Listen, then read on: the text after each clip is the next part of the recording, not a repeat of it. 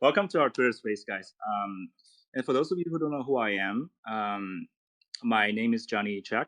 I'm the community ambassador of Solv Protocol. We're very honored here to invite Mike Meng to be with us today. Hi, Mike. Hi, Johnny. Hi, everyone. So today we're going to be talking about smart contract tokenization, and hopefully, if we have time, we'll touch upon the present and future of this protocol. I'll introduce myself. I come from an education background. Before I got seriously into blockchain, I used to be a high school teacher in Los Angeles, California, for a few years, and the moment I got introduced to this space was the moment that to realize how big it is for the future, for our way of life and the society at large, really. And that's when I started learning about decentralized ledger technology, Ethereum, smart contracts, and then DeFi and NFT more later on. It was around summer, I think last year. I met the Solv Protocol team, and at that moment, I just literally immediately drawn by what they're doing here, because I've never seen anything like that in the space. Because me personally, as a collector of art NFTs, going from profile pictures, pixel art, GIFs, memes, and even music NFTs, I have never heard of financial NFTs. So it was definitely a new thing to me. And as I learned more about it, dig deeper into it, I got just more intrigued and drawn by the whole concept, and what they're trying to do here. So that's when I started to engage more with the team, as well as the community, and that's what got me here essentially. And for those of you who are not entirely up to date, last year, late last year, from late last year to early this year, we have seen a massive intercourse in the crypto space between the DeFi sector and the NFT craze. So basically, one of the turning points I think a lot of you are already familiar with is the Uniswap V3 LP token. The whole invention just brought about massive value proposition, whether from a utility point of view or artistic value point of view. So I guess that whole thing just unlocked the new world for DeFi as well as NFT, and it's exactly precisely this kind of environment that fertilized Solv Protocol and its team and its whole philosophy. So personally, I have participated in multiple voucher offerings, and so I have a hands-on experience on just how fast the protocol has grown in terms of user experience, some of the key metrics and all that. So, and by the way, if you don't already know, Solv Protocol was actually featured in How to NFT, released by CoinGecko earlier this year. And just think how impressive that is for a protocol that was, that has existed for virtually less than 9 months. So I think that I found that really, really, like, I was flabbergasted when I saw Solv Protocol on there, because I've been following this project for a while. So, well, anyway, on behalf of the Solv community, I'm really excited to talk to Mike Meng, the co-founder of the protocol today, and maybe touch upon some of the things that the project is doing that people still don't fully quite understand. So, okay, without further ado, let's get started. I'll kick it to Mike. So, Mike, why don't you talk to us about yourself and maybe give us your version of how a normie like me should define financial NFTs and why financial NFTs are so important. Yeah, thank you very much, Johnny. Thank you very much for having me. It's very good to be here to join our community, because this is the first of our bi-weekly community call, and today marks the kickoff of this program. And yes, let me first introduce myself. Give a quick introduction. My name is Yan Meng, and you can call me Mike Meng. And I'm one of the co-founders of Solv Protocol. Back to October of 2020, I, together with Will Wan and Ryan Cho, created, launch this new DeFi project, and today we call it, we know it's Solv, and it's it's so far we uh, introduced this project like as a DeFi protocol to create and trade financial NFTs. So, as you just asked, we need to explain what financial NFT and why it's so important. You know, because Solve is, as far as I know, the first project propose the use of this new term, financial NFT. So many people come to us and ask us to offer I should say a definition of this new term, financial NFT. But it's quite difficult to define anything in DeFi space. So Sure. I I would like to quote or reference a popular book named titled "How to NFT" to explain what financial NFT is. In that book, the author said that financial NFT is a new class of digital asset. It's an NFT representing of financial instruments. So in the traditional world, we know a lot of financial instrument like bonds, like commercial papers, certificate of deposit, convertible notes, futures, options, ABS, things like that, right? But to migrate those financial instrument into blockchains, we need something like financial NFT. It's for example a bond. The information of a bond is complex enough to be carried by a fungible token. So it's normally difficult. It's very difficult for you to express a bond using ERC20 token standard. So that's why we use NFT to represent the bond, and as well as things like convertible notes. So this is, I think, a easy to understand explanation of what financial NFTs are.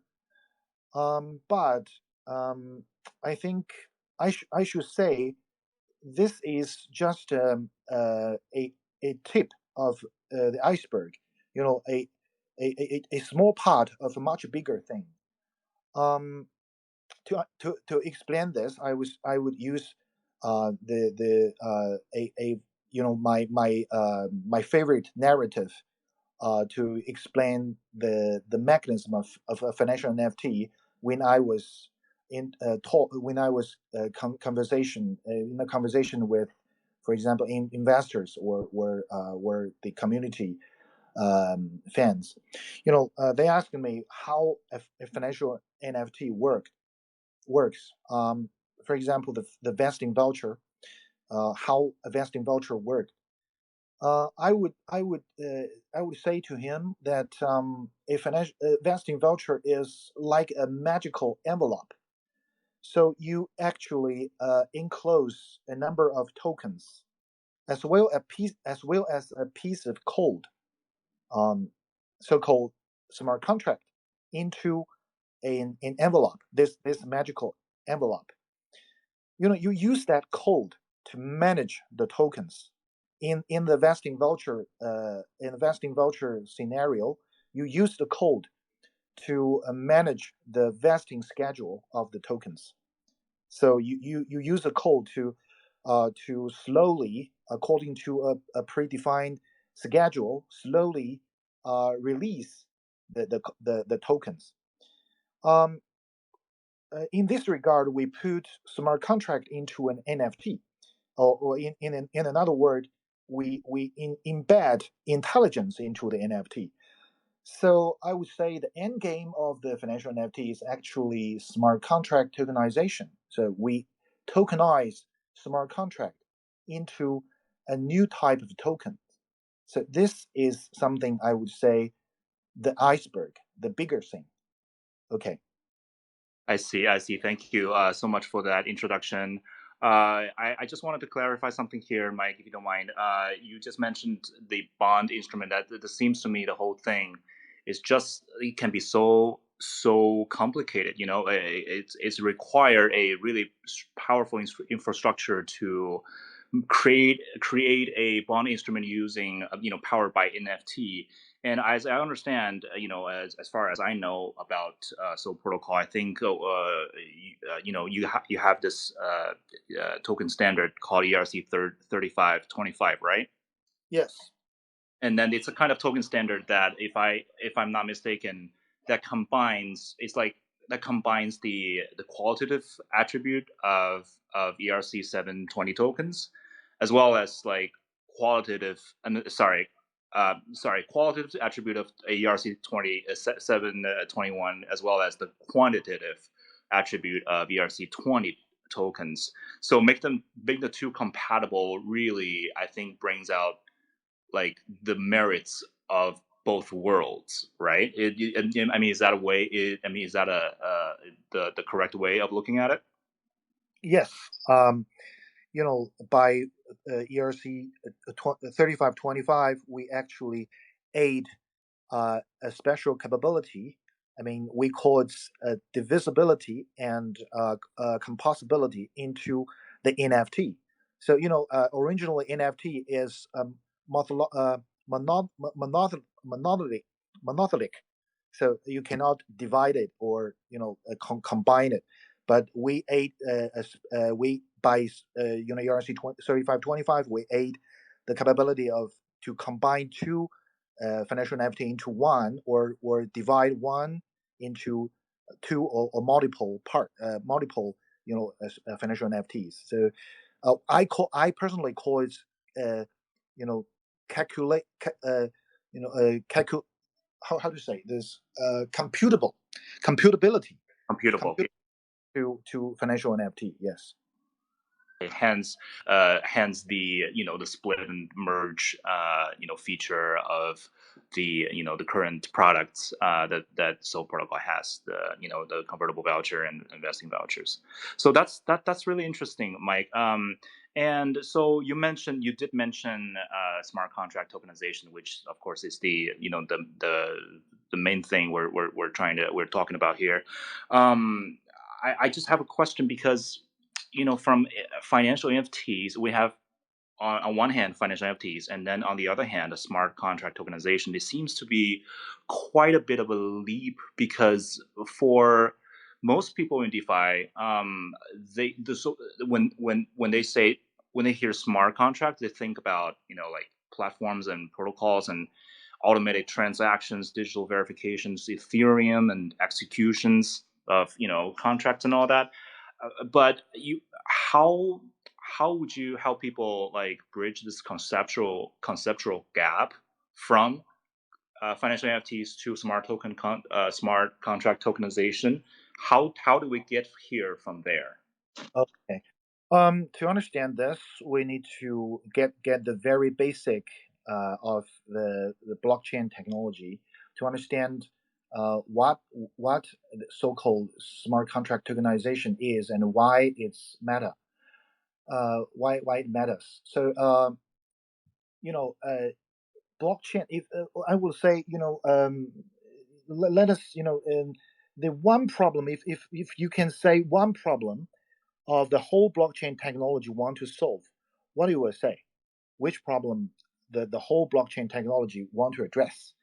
My answer is, to reduce the business friction by making it harder for one to break his promise. For to make it harder for people to swindle each other. So this is the single most important um, problem the whole blockchain technology want to solve. So to keep the to keep the business integrity. So, but to achieve this goal, the blockchain technology incorporate two pillar technologies. One is DLT, the distributed ledger technology. The other is smart contract. You know, the DLT it's actually a special kind of database technology in loose sense. It actually keep and manage the set of record in a chronological way, and make the total data structure tamper proof, transparent, reliable, and hard to modify.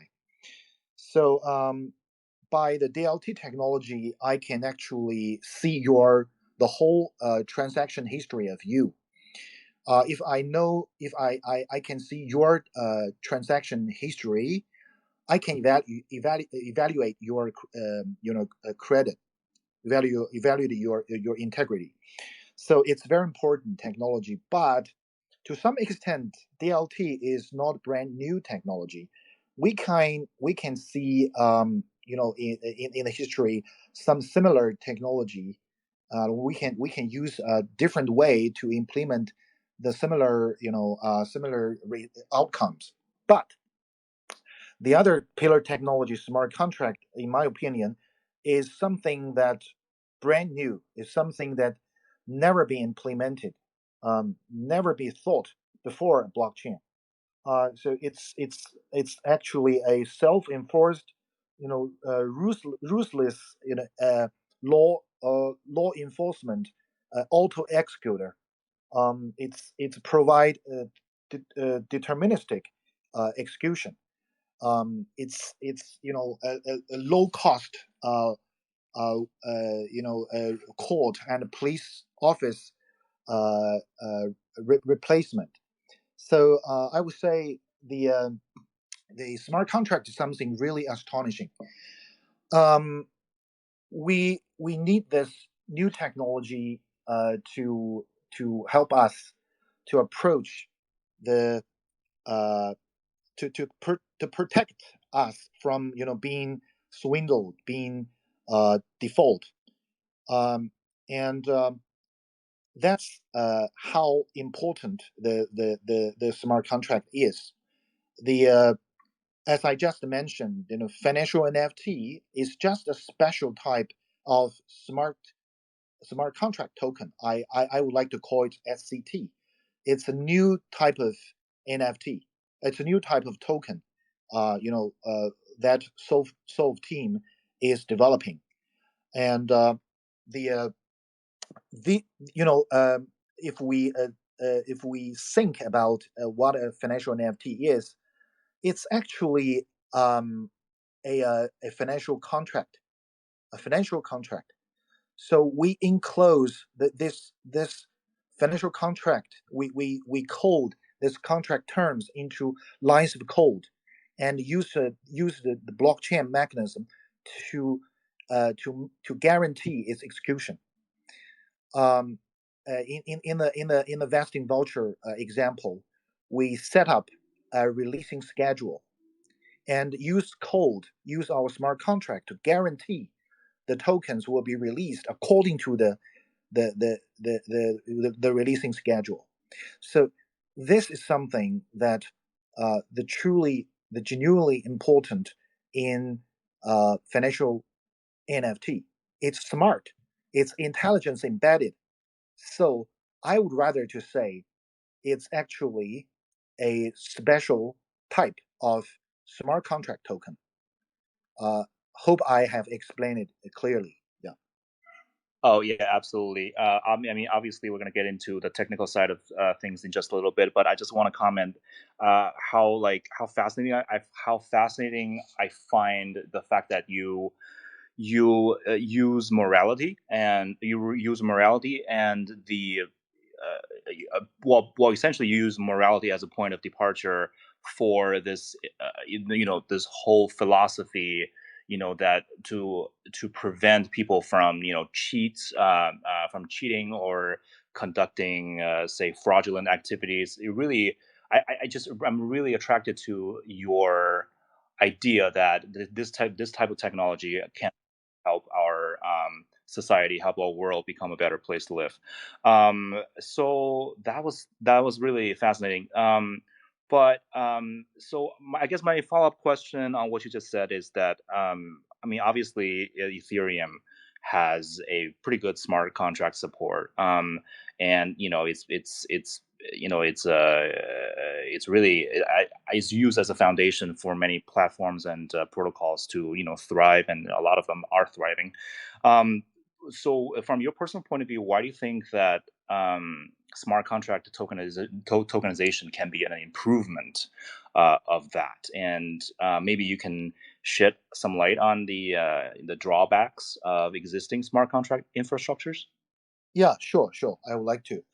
Let me review the evolution of smart contract technology, and you will understand why I said uh, the smart contract tokenization is a totally is a revolution in the smart contract technology.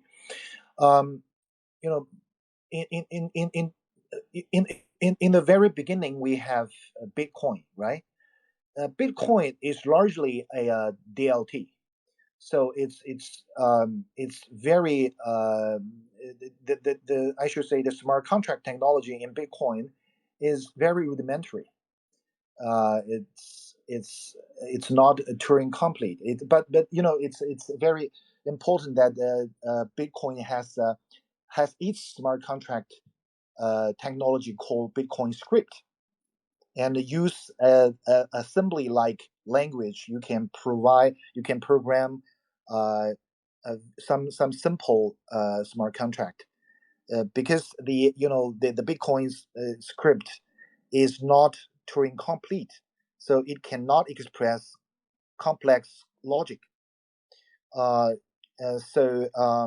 that's why back to 2013, 2014, Vitalik Buterin actually suggested his version of Ethereum white paper, and he suggested to greatly enhance the smart contract feature in Bitcoin. You know, he originally proposed to propose this enhancement to the Bitcoin community. So if the Bitcoin community accepts his advice, his suggestion, then now we won't have Ethereum. We will have a Bitcoin network with Turing complete script. But fortunately or unfortunately, the Bitcoin community refused his suggestion, his proposal. So Vitalik, launched his own project called Ethereum. In Ethereum, I think Vitalik enhanced or upgrade smart contract in three aspects. First one is he make the Ethereum smart contract Turing complete, and the second, he made the Ethereum smart contract an account type, means that you can send or receive from a smart contract tokens, and you can store tokens into this smart contract. So it's more like it's run like a robot. Yeah. So the third aspect is it makes the smart contract composable, so you can connect two or three or more smart contract to perform very complex tasks, to provide very sophisticated functionality. So this three aspect, in my opinion, upgrade the whole blockchain technology to so-called blockchain 2.0 era. But today we have find that the Ethereum smart contract has some drawbacks. Let me I can find three drawbacks. Let me explain it one by one. The first one is that a smart contract is invisible. You know, it's a piece of code sitting somewhere in the blockchain. You cannot see it. It doesn't have a face. It doesn't have a UI. If you want to interact with a smart contract, you have to write code, or you can use a set of special tools to interact with the smart contract, right? You can use Remix editor, but that's too hard for common user. So it's basically 99.99% of users could not interact with a smart contract.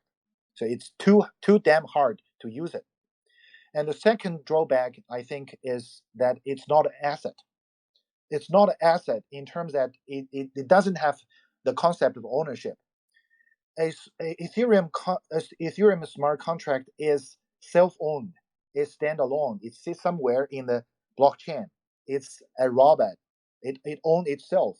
You cannot, you as the Ethereum user, or technically EOA, externally owned account, cannot own a smart contract.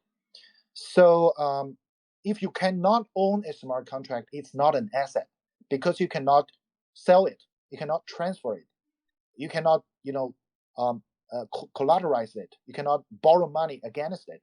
So it's not a asset. But this is counterintuitive. In the real world, when I sign a contract with you, I will get a piece of paper, and this piece of paper can be, in many cases, can be used as an asset. I can use it, for example, my land title can be used as a collateral, and I can borrow money against it. But in blockchain, you cannot use a smart contract as an asset. This is a severe limitation of Ethereum smart contract. The third drawback, in my opinion, is it's indivisible. So in many cases, you want to divide a smart contract, a contract into two or more parts. Say a land title. Can I divide my land title into two pieces of land? I should be able to, but in smart contract, in Ethereum, you just can't do it. A smart contract is a monolithic piece of object. You cannot divide it or combine two into one. So this three drawbacks. Let me repeat it. Let me recap it. It's invisible. It's not asset. It's indivisible. So I think uh, Solv in Solv, our team has found the way to improve the smart contract technology in this three aspect. We can upgrade the smart contract technology into the to the next level, to the next era. Uh, so we call this smart contract tokenization, and the outcome is so-called smart contract token, or SCT. Um, we use this new technology um, to make a smart contract visible. We give him a face, give him a UI, so a common user can interact with a smart contract by using his finger, using his mouse or keyboard. It's very easy to use a smart contract, and it's an asset. It as it's a token, it can be belong to it can be owned by by a account. It can be transferred from one account to another, and it's also divisible. And in my term, it's computable. So you can divide it. You can combine it, and you can do some structural computation. That is a little bit difficult to understand, but it's beyond the scope of today's discussion. But I would like to use the word computability. Okay. Um, so if you can realize how important and how much more thing how much we can do by this new tokenization technology, you will realize, you will appreciate the Solv's so-called voucher, this new technology. Yeah, I hope I have explained it clearly. That was that was really thorough and clear explanation. I like how you break it down. The evolution, I guess, the evolution of smart contract into three stages. First stage being the the Bitcoin script, and the second stage being Ethereum smart contract, and then when we get the Solv voucher, which is, I guess, the initial form of the ultimate smart contract tokenization. It's actually a really big leap in terms of making a smart contract divisible, visualized and assetized. And speaking of assetized, I really wanted to bring up this really cool analogy. I think I either heard it from you or Will, the other co-founder of the project, of the protocol. Where it's like this smart contract is like the analogy of a smart contract and a vending machine, right? So a vending machine, it has some coding programmed into it in a way that allows users to press certain buttons and give, feed the money in there, and then it will, toss a drink to you. That process, I think, is like a really simple, like oversimplified version of a smart contract. And then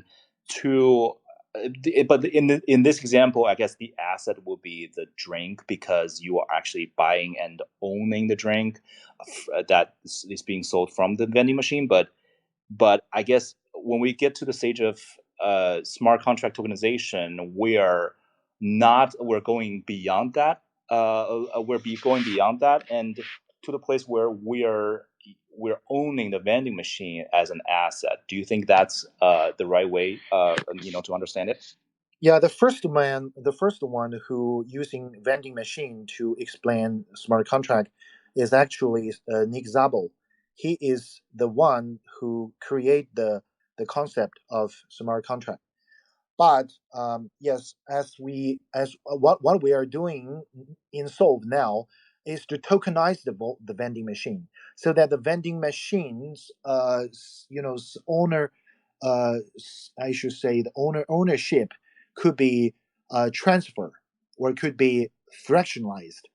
So if you understand this, I think it's more easier for you to understand what why the smart contract tokenization matters. Yeah.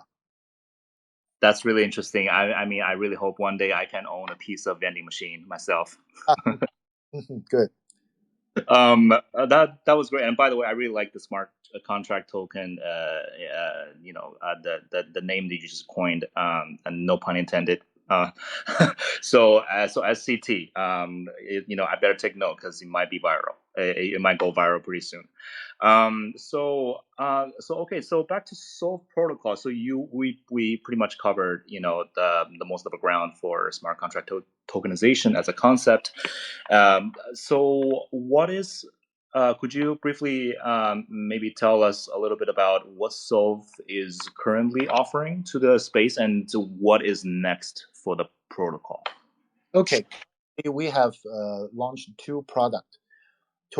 One is vesting vouchers. The other is convertible vouchers. So vesting vouchers is something like a little bit like I should say advanced a bond. So we enclosed some tokens into this voucher, into this. So voucher in Solv means the smart contract tokens. So we Right. use it term to describe this fancy term to describe the smart contract token. We by investing vouchers, we enclose a certain number of tokens, and we set up the vesting schedule, and the smart contract inside this voucher will govern and manage the release of the tokens. So it's easier to understand, but the more interesting or more advanced voucher type is convertible voucher. So convertible voucher is allow me to use the magical envelope story again, the narrative again. You know, a vesting voucher, we actually enclose a certain number of tokens into that envelope. But in the convertible voucher, we actually enclose a variable number of tokens into that envelope. So how many tokens you can take out from that envelope partly depend on the price, the market price of the token. So if the market price is very low, is very drop to a very low level, you will be able to take a much more a great number of tokens from that envelope.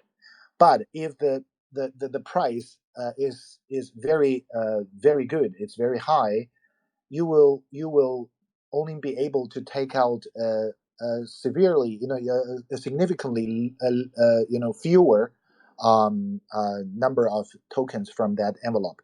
So this is, we use a intelligence, or use a formula inside the smart contract to decide how many tokens you can take out from that voucher. It's actually the implementation of convertible note in the traditional finance. So you can see that this two first, the two first product, the two first financial NFT product of Solv Protocol are all good examples of smart contract tokens or vouchers. But I think many people could not appreciate the beauty of this technology. So in the next step, we will start a new product line. We call it ILG, stands for installment, leasing, and group buying. So in this product, we hope and I expect, and I sometimes I think I can make sure that after this product line hit the ground, people will fully understand what smart contract tokenization means. I can give you an example. I can explain the installment product to you.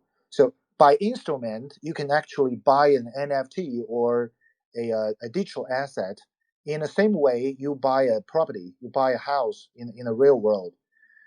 You seldom buy a house in a lump sum way, right? You're actually using installment plan to buy a house. You pay a down payment, for example, 20% down payment, and you pay a monthly installment for 20 or 30 years to pay off all the debt, and finally uh, get the ownership of the property, right? We can do the same thing uh, in the in the blockchain in the crypto space after Solv launched this product line. Today you cannot do it. Let me give you an example. For example, I have a powerful, expensive laser gun, a game equipment, laser gun, and it's very powerful, and it's very expensive, worth of 100 ether. And you want to buy it, but you don't have that much of money. Um, you asked me to sell it in a installment manner, installment style, so that you can pay 20% as down payment, and I can transfer the laser gun NFT to you. Is that possible today? I'm afraid not, because if I transfer this NFT to you, I actually transfer the ownership to you, right? And you will be motivated that you will default, and you don't pay the installment, and you can take the NFT and run away. And Right. right? So how can we solve this problem? How can we support instruments in Solv? We will create a set of smart contract and tokenize them. How can we do it? By Solv's instrument solution, we will have a set of smart contract, and I, as a seller, will put my NFT later gone into that smart contract and get a so-called, I call it stub NFT. It represents the conditional settlement right, and I will also get another NFT. I call it the right to use NFT. That NFT is almost the original NFT. You can use that NFT to play the game, to earn the money, to use it as your avatar, as your portrait, whatever you want to use it. But we will have a smart contract between us, as a specific smart contract between us. You can regard it as a robot, and you have to, after you pay the down payment, I can give you the right to use NFT, and you can use it to play the game. But you have the obligation to pay the instrument weekly or monthly to the smart contract between us. The smart contract, if you keep your promise and pay the instrument in time, the smart contract will be kept into green state, mean in normal state. But if you don't pay the instrument on time, that smart contract will be set to red state or default state. And when the contract in the default state, I using the stop NFT can withdraw, can take back your NFT and restore the original NFT. By this procedure, by this mechanism, we can support safe instrument purchasing. And by the same methodology, the same idea, we can solve an array of complex, difficult problems that people never thought they can solve before.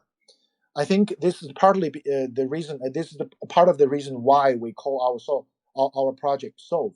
We are going to solve a host of difficult challenges in this space. Yeah. That was really great. Thank you, Mike, for this thorough explanation. So it's really, really fascinating how like this installment NFT will allow people to really build sophisticated, like even more sophisticated financial contracts than exists today in the space. It really is like interacting with a robot in a way that they take care of, your contractual relationships, and you can completely trust them because there's like it's all programmed and it's all like security programmed. It's not going to be prone to human errors. So I think it's going to really boost up the efficiency at which the society can move forward, and how we can interact with each other in an economic or a contractual way. So that was really fascinating.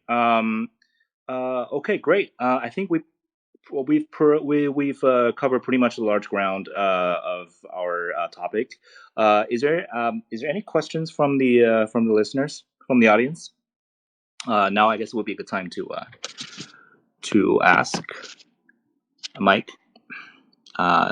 anyone? Yes. If any questions, we can have a discussion here. Okay, I guess not. All right. Well, Sure. hopefully, we all take home, or we're all going to take home something that we learned about blockchain and smart contract organization, and hopefully that will impact our perspective on DeFi and even blockchain technology as a whole. Just a quick reminder that this is our first bi-weekly Twitter Space meeting, and we're going to be holding a Twitter Space session on the Friday of the second week and the fourth week of each month. So make sure to set a reminder and join us. Where we're gonna explore various topics pertaining to DeFi, NFTs, financial NFTs. Of course, in the future, we'll be talking about a lot more about smart contract tokenization and basically all things crypto. So, thank you, Mike. Thank you so much for being with us today. Thank you, Johnny. Thank you, everyone. Thank you. Thank you. Okay, we'll see you next time.